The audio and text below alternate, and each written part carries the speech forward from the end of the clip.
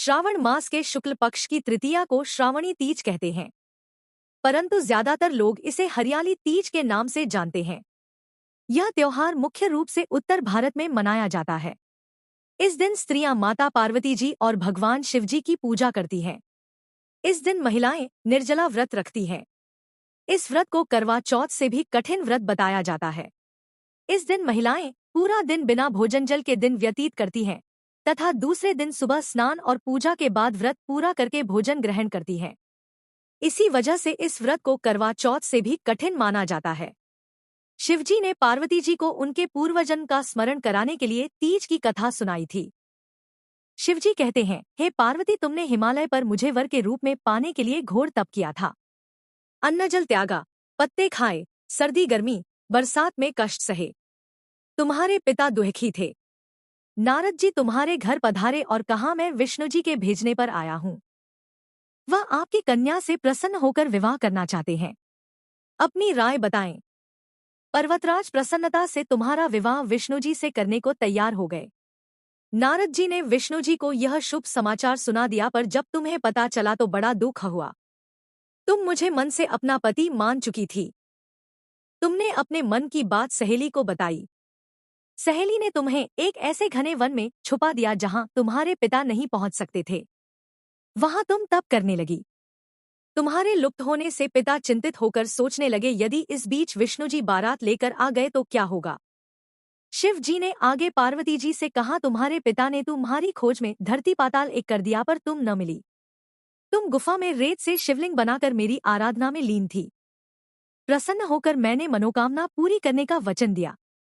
तुम्हारे पिता खोजते हुए गुफा तक पहुंचे। तुमने बताया कि अधिकांश जीवन शिवजी को पति रूप में पाने के लिए तप में बिताया है। आज तप सफल रहा। शिवजी ने मेरा वरण कर लिया। मैं आपके साथ एक ही शर्त पर घर चलूंगी, यदि आप मेरा विवाह शिवजी से करने को राजी हों। पर्वतराज मान गए। बाद में विधि विधान के साथ हमारा विवाह किया। हे पार्वती, तुमने जो कठोर व्रत किया था उसी के फलस्वरूप हमारा विवाह हो सका। इस व्रत को निष्ठा से करने वाली स्त्री को मैं मनवांछित फल देता हूँ। उसे तुम जैसा अचल सुहाग का वरदान प्राप्त हो। सावन महीने के शुक्ल पक्ष की तृतीया तिथि को कहीं कज्जली तीज तो कहीं हरियाली तीज के नाम से जाना जाता है। भविष्य पुराण में देवी पार्वती बताती हैं कि तृतीया तिथि का व्रत उन्होंने बनाया है जिससे स्त्रियों को सुहाग और सौभाग्य की प्राप्ति होती है। सावन महीने में तृतीया तिथि को 100 वर्ष की तपस्या के बाद देवी पार्वती ने भगवान शिव को पति रूप में पाने का वरदान प्राप्त किया था। हरियाली तीज पूजा विधि।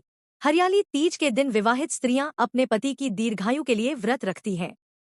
इस दिन सुहागन स्त्रियां स्नान आदि से निवृत्त होकर मायके से आए हुए कपड़े पहनकर 16 श्रृंगार करके निर्जला व्रत रखें और फिर पूजा के शुभ मुहूर्त में एक चौकी पर माता पार्वती के साथ भगवान शिव और गणेश जी की प्रतिमा स्थापित करें। इसके बाद मां पार्वती को 16 श्रृंगार की सामग्री, साड़ी, अक्षत, धूप, दीप, गंध आदि अर्पित करें। अब शिव जी को भांग, धतूरा, अक्षत, बेलपत्र, श्वेत फूल, गंध, धूप, वस्त्र आदि चढ़ाएं। इसके बाद अब गणेश जी की पूजा करें। पूजा के अंत में तीज की कथा सुनी जाती है। फिर भगवान शिव और माता पार्वती की आरती करें। कथा के समापन पर महिलाएं मां गौरी से पति की लंबी उम्र की कामना करती है। इसके बाद घर में उत्सव मनाया जाता है और भजन व लोक नृत्य किए जाते हैं। इस दिन हरे वस्त्र, हरी चुनरी, हरा लहरिया, हरा श्रृंगार, मेहंदी, झूला झूलने का भी रिवाज है। भगवान शिव ने इसके बाद कहा कि हे पार्वती, तृतीया को तुमने मेरी आराधना करके जो व्रत किया था उसी के परिणाम स्वरूप हम दोनों का विवाह संभव हो सका। इस व्रत का महत्व यह है कि मैं इस व्रत को पूर्ण निष्ठा से करने वाली प्रत्येक स्त्री को मनवांछित फल देता हूँ।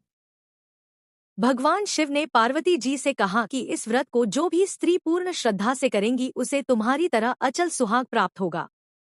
ऐसी ही और कथाओं को सुनने के लिए हमारे चैनल को लाइक, शेयर और सब्सक्राइब करें। धन्यवाद।